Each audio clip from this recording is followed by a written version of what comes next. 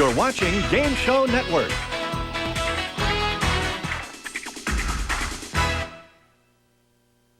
We are back. I'm Marianne Coran, and this is the Wide World of Games. Salute to Dick Clark. Dick's 40-plus years in show business have been remarkable, to say the least. He's the only TV personality to simultaneously host programs on all three networks. How does he do that all in the place at the same time? He's won numerous Emmy Awards, including 2 for Best Game Show Host. And in 1993, he was inducted into the Rock and Roll Hall of Fame. Even though he's well into his 60s, Dick manages to look years younger. And what is his secret? Well, he says it's because he has an open mind and a closed refrigerator and probably a really good plastic surgeon. Now let's take one final look at Dick Clark on To Tell the Truth from September 1980.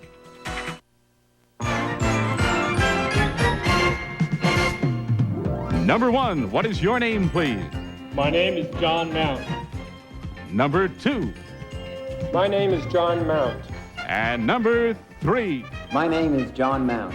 Only one of these people is the real John Mount and has sworn to tell the truth. And now, from Studio 8H in New York City, let's meet our panel. The brisk and breezy Baron of Bel Air, Bill Cullen. 3-time Emmy Award winner, Pat Collins. Host of the American Bandstand, the debonair Dick Clark. And our anchor lady for this session, pretty perky Polly Bergen. And that's our panel. Now, here's the host of To Tell the Truth, Robin Ward.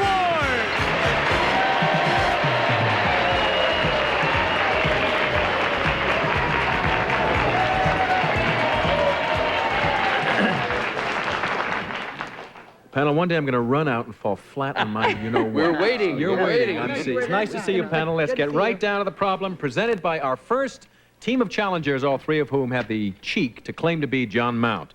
And panel, you may open your envelopes and follow along as I read.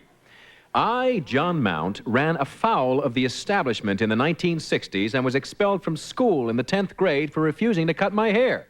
After several years, I decided to resume my education and was admitted to college without a high school diploma. I made Dean's List my first semester and later received an award for academic excellence and leadership.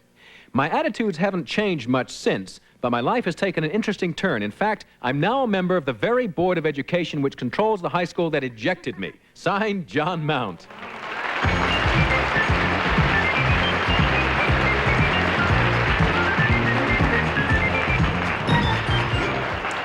And welcome, gentlemen, and panel. These 3 gentlemen all claim to be John Mount, who had a hair-raising experience in the 10th grade. And let's start.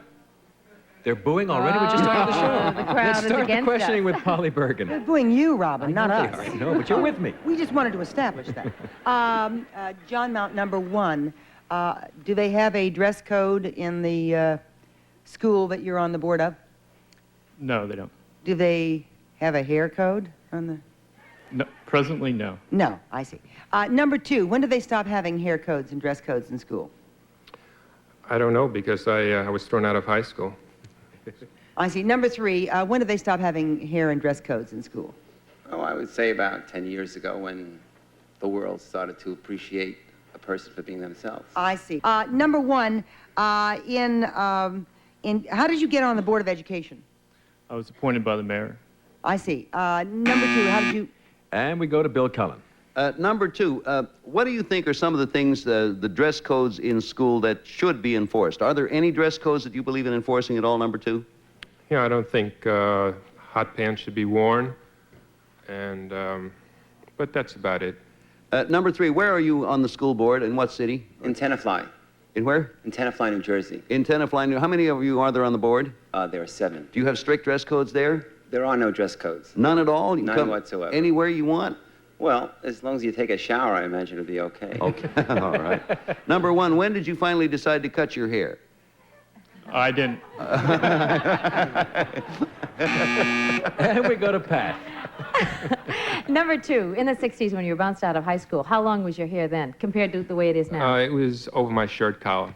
But not as long as number 1's. No. And number 3, how long was your hair in the 60s? It was just a little bit longer than this right now. Number 1, do you think you can tell a man's personality by the length of his hair, or at least his interests in life? No, you cannot. Why did you stick to your guns? Why didn't you cut your hair, stay in school? My previous education taught me that in America you're supposed to be free, and I believed it. And number 2, why did you stick to your guns? Why didn't you say, oh, it's no big deal? I was interested in a girl at the time, and she was more important than the educators. And she wanted you to have longer hair. She liked the way I look, and I didn't think it was that long, and Thomas Edison didn't graduate high school, so... Well, college, thank you, number 2. Number 3, what? And we go to Dick Clark. I'd like to go to number 3 and talk about Tenafly. How many members of the Board of Education are there? There are 9. How did you get on that board? I was appointed. What else did the school have as a beef with you when they threw you out of school? That was all. They thought I was affecting the rest of the students. Okay, number 1. I want to ask you the same question. Was lengthy hair the only problem you had then? It was the reason I was thrown out, but I wasn't a fantastic student. How on earth did you get into college, number 1, without a high school diploma? I was a special admit. I had to maintain a C average for 24 credits. Number 2, how does your attitude today differ from then? It says here it doesn't. Haven't you matured at all or changed your attitude toward the 60s? Well, I've matured, but I'm part of the system now, and I have a better idea of what's important. Number 1, how do you make your living? I'm a lobbyist. They're ringing the bell. That means time is up. And once again, it's time to vote for number 1, for number 2, or for number 3. Whoever, in your opinion, is the real John Mount. We pay $100 for each incorrect vote, and 4 incorrect votes will give our team of challengers the princely sum of $500. Are the ballots all marked, panel? Polly, who'd you vote for? Well, I really believe strongly that it's number 1. Because, well, no, I voted for number 3, but I believe strongly that it's number 1. I believe it's number 1 because I don't know, I just do. But number 3, on the other hand, seemed to be the most logical, and he answered all the questions right, except I'm trying to figure out how his hair could get long because it's curly. But I figured maybe it was just bushy. Okay. I voted for number 3. You didn't like number 2 at all. Number 2, I didn't like it. I think his attitude still needs some work. And Bill, who got your vote? Like Polly, Robin, I think it's number 1. But he wouldn't have let his hair grow, and that would be too obvious sitting there. So what I think, he cut his hair just because he decided it would look better that way. He then eventually went completely bald, and this is a wig for the passion play. I voted for number 1. Boy, these are the most complicated reasons I've ever heard a panel give. Pat, who got your vote? Well, I voted for number 2 because I think it's possible if you like a girl well enough and she doesn't want your hair cut. That's a good reason. Staying in school is not important, but a girl, that's very important. That's right. Man's got his priorities straight, absolutely. Dick, who got yours? It's very simple. It was number 1. He had all the right answers, and he's like he is today because that's the way he was then, and he's a man of high principles. Okay, now we're going to find out just how simple it is. And we're going to find out who the real long-haired turned board member really is. Will the real John Mount please stand up? It is, Thank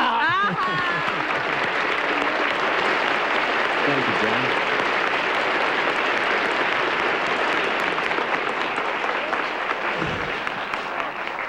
Let's find out who I get half a vote? No, you don't, I Polly. should get half You a don't vote. get anything, period. Let's find out who our imposters are. Number 2, you got yourself a vote. Would you tell us, please, who you are and what you really do? My name is Michael Fandel, and I'm a professional comic and clown.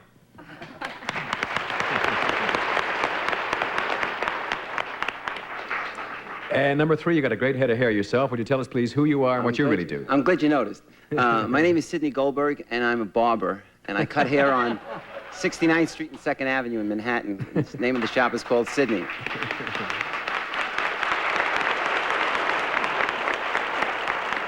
We have a picture of John as he appeared in the 10th grade, and you'll see how revolutionary and weird he really looked. And this is why he got thrown out of school. Just look at your monitor here. Oh. You believe that? He could get into the Army with that haircut today. Yeah, sure.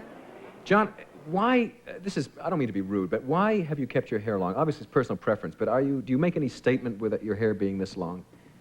You look sort of evangelical with it. Not really. It's just the only permanent part of my wardrobe, and it's my decision to wear it this way, so I do. Well, we're glad you took a stand for American liberty in the 10th grade, and we wish you great success. There were 2 incorrect votes. You won yourselves $200. Thank you for joining us on To Tell the Truth, and we'll see 2 of you on one-on-one right after these words. Thank you, gentlemen. And we'll return after these messages, so please stay where you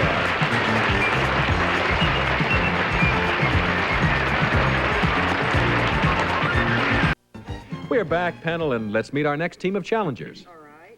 Coming up. Number 1, what is your name, please? My name is Marie Snyder. Number 2. My name is Marie Snyder. And number 3. My name is Marie Snyder. All right, panel, once again, would you open your envelopes, please, and follow along as I read. I, Marie Snyder, have written a study on how marriage and sex roles are portrayed in comic strips, and the news isn't good. Comics are, and always have been, guilty of blatant chauvinism and stereotyping. A woman, for example, may resemble Archie's vivacious friend Betty while she's single, but marry her off and she turns into Maggie, the unattractive nag from Bringing Up Father. Or take a handsome, competent guy like Flash Gordon down the aisle, and you wind up with a blundering Dagwood Bumstead. What the comic strips tell me is that Americans believe in marriage, but they don't expect it to be very pleasant. Signed, Marie Snyder.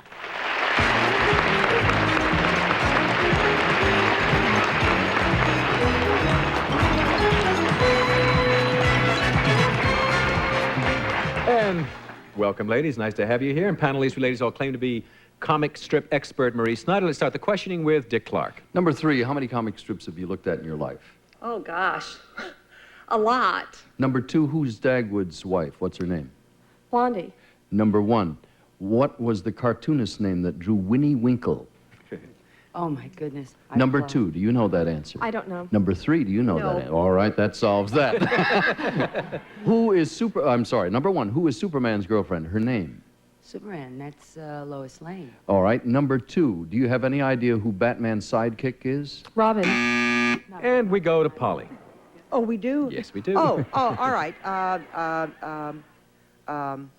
Number 3, there is one cartoon where the woman was single for a long time and got married, and they haven't changed the attitudes. Which one is that? Brenda Starr. Number 1, who writes Brenda Starr?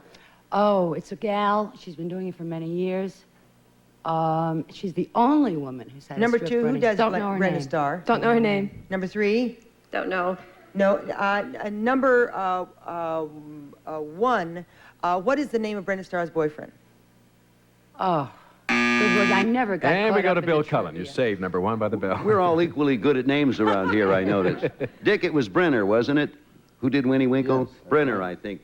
Anyway, number 1, in Gasoline Alley, the wife was always treated very kindly. Uncle Walt's wife was treated very kindly, and she was drawn as an attractive person. Do you remember her name? No, I don't. Do you know who the boy is in Gasoline Alley, number 1? The only one I remember is Skeezix. And he is in Gasoline Alley, and he's the only one You that don't grew remember his up. mother's name? No, I She was a I don't. sweetheart. Number 2. I don't. Now, number 3, you're not going to tell me that you've forgotten. No. And we go to Pat Collins. Number 3, are you married? Number 3, Yes. are you married? Yes. And how would you rate your husband on the chauvinism scale? Well, be careful, he's watching. Yes. He's not chauvinistic. No, and how about you, number 1? Are you married? Number 1? one, Oh, that's yes. me. Absolutely. I'm definitely married, and I am not married to a chauvinist. No. Number 2, how would you rate Olive Oil in terms of the way she's treated by the men around her? Considering what olive oil is like, I'd say very well. That's a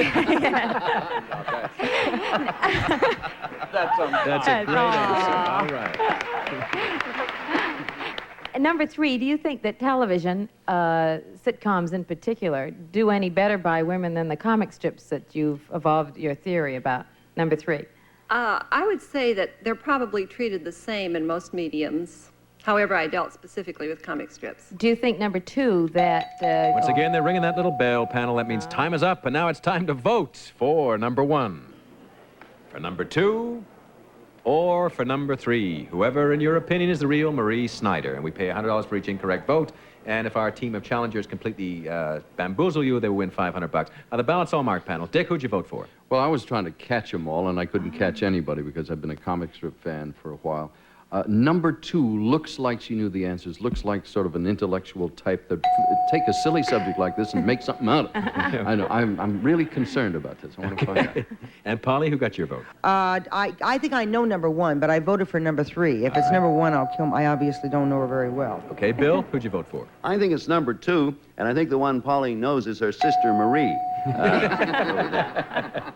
Okay, Pat, who got your vote? I voted for number 2. Was that wrong, huh? You may be wrong, Polly. Oh, Now we're but going to you find might out, be in fact, right. which of these people, in fact, has studied marriage in the comics. Will the real Marie Snyder please stand up?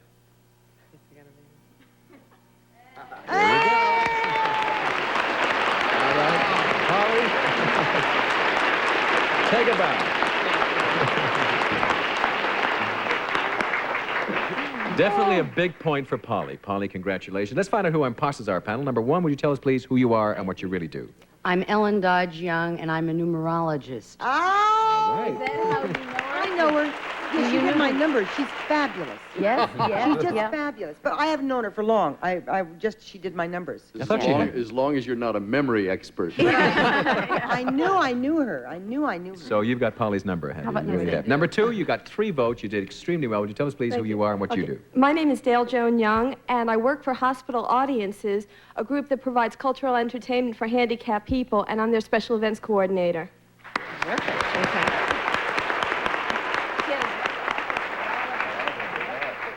Marie, you've done a study. You obviously feel there's kind of sociological importance to the fact that men are portrayed as bumbling idiots and wives as kind of aggressive, obnoxious people. But if we portrayed people in comics as being mature and well-adjusted and with very positive relationships, would that be comic? Would that be funny? Well, I would suggest that people are portrayed in the comics as they probably are really seen in society. I think they are reflective.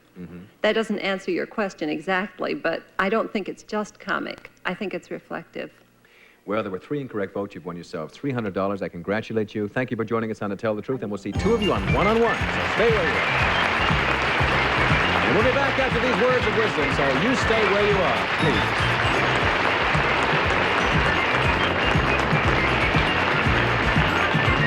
Alan Coulter, we are back to play one-on-one. Here are 4 people that you have run across in your lives before.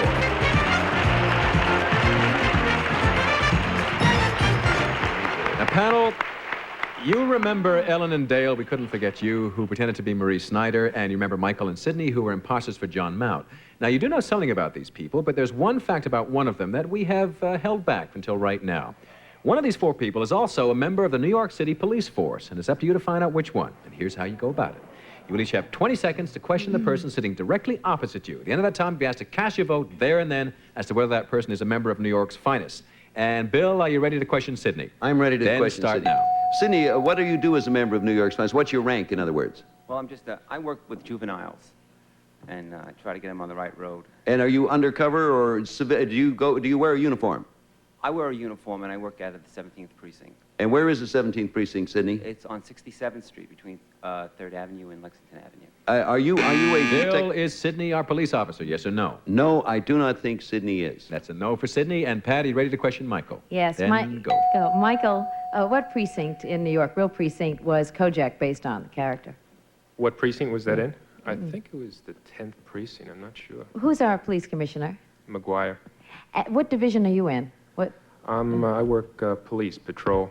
Are you for the 2-man car, or do you think you can get by with a 1-man car patrol? I prefer two people in the And car. where's for? Pat, is Michael our police officer, yes or no? Yes. That's a yes for Michael. And Dick, you ready to question Dale? Dale, how many females are there on the New York Police Force?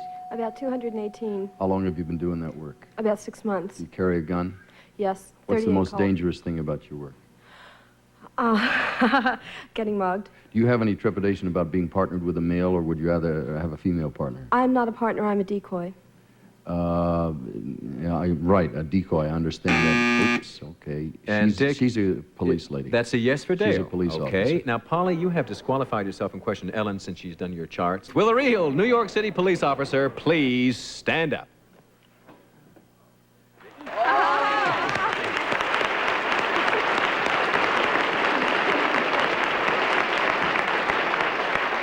Michael, you are a comic and a clown and a police officer. 3 professions that don't seem to be incredibly kind of you don't live in New York long. compatible. Robin. I guess that's true. They do. Do you kind of try routines on prisoners you're taking in, like a captive audience kind of thing? Well, when the prisoners are being carried out of the 17th precinct, I tell them, I don't want any more crime now, no more crime, stuff like that. Was that Jimmy Cagney? I'm not sure. Okay, but you've won $200. Thank you for joining us on One-on-One. It's been a pleasure. Thanks very much. And we'll be back after these messages.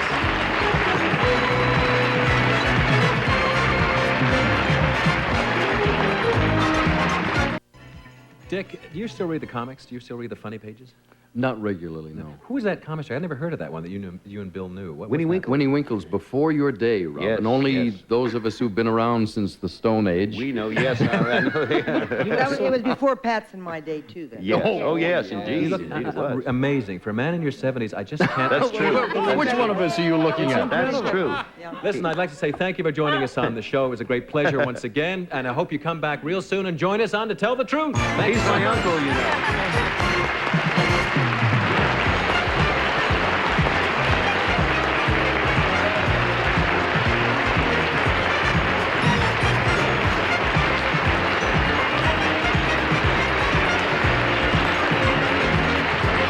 Comics, courtesy of King Feature Syndicate. This is Alan Calder speaking for To Tell the Truth, a Mark Goodson, Bill Todman production.